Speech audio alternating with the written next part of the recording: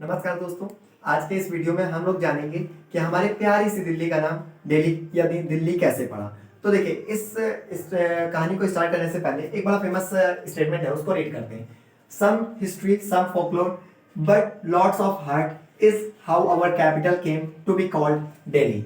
ठीक है, अब यहाँ पर क्या है, देखिए लिखा है सम हिस्ट्री, कुछ इतिहास है, तो कुछ क्या है, कहानियां हैं, लोकल कहानियां, और कैसे, और कुछ लोगों का मानना है क्या है, दिल है।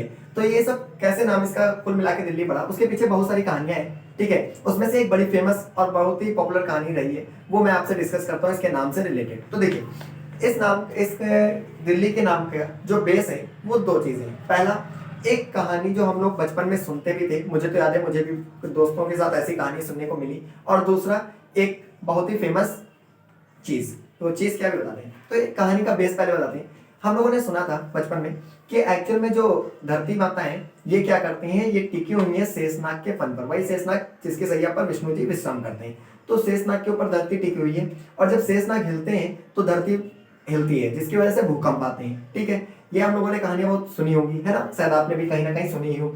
और दूसरी चीज आपको यहाँ पर कहानी का बेस जो दूसरी चीज है वो है क्या, महरौली पिलर यानी आयरन पिलर। वही पिलर जो मेटलर्जी का जीता जागता सबसे बड़ा एग्जाम्पल है। ठीक है, उस टेक्नोलॉजी का जीता जागता सबसे बड़ा एग्जाम्पल है, जिसकी ऊंचाई 23 फीट 8 इंच और जिसका व्यास जो यानी डायमीटर जो है वो 16 इंच का है।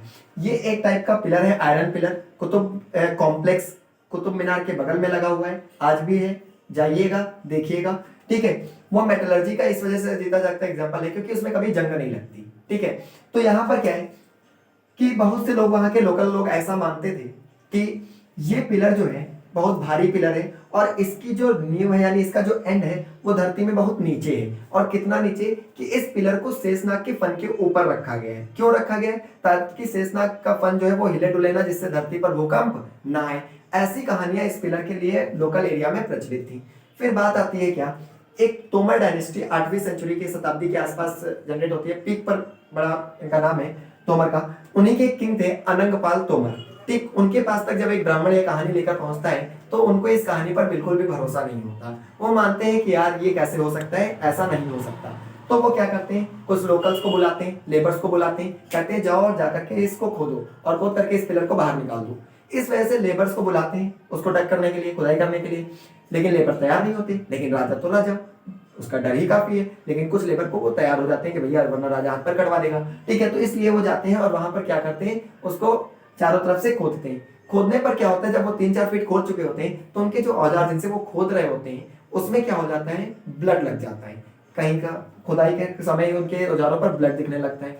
वो बड़ा डर जाते हैं, बात राजा को पता चलती है, राजा आते हैं, ब्राह्मण्स भी आते हैं कई राजा के दरबार के, और राजा को ब्राह्मण बताते हैं देखो अब ऐसा हो गया है तो तुम्हारा सर्वनाश हो जाएगा फलाने दिन का, टाइप करके वो बातें बताते हैं। राजा डर जाता है, वो फिर उन्हीं लेबर से कहता है भैया इसको क्या कर दो, कवर कर दो और खंबे को सीधा खड़ा कर दो। तो वो क्या करते हैं, फिर से जब उसको कवर करते हैं लेकिन उसको टाइट करने की कोशिश करते हैं तो वो खंबा थोड़ा सा ढीला रह जाता है। क्या रह जाता है, ढीला यानी लूज। हम लोग जानते भी हैं ढीला मतलब लूज। ठीक है, और कई बार तो एग्जाम्पल भी देते हैं, वही जो तुम्हारा ढीला है क्या दिमाग, है ना, तो ऐसा एग्जाम्पल तो दिया करते हैं, वही वाला ढीला।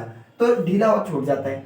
तो गांव में हम लोग अक्सर कहते नहीं है, उड़े तुरे करके बात करते हैं, उड़क वो सुजन वैकाल रजतुआ बुला दूं, उड़क के बुला दूं, है ना, ऐसे। तो वहां पर क्या हुआ, जो लोग, जब ये ढीला छूट गया तो इसको ढीला पिलर नाम यानी ढीला खंभा नाम दिया गया। और वहां के जो लोकल लोग इस एरिया में काम करने जाते थे तो वो इसको ढीलिका कहते थे, ढीलिका।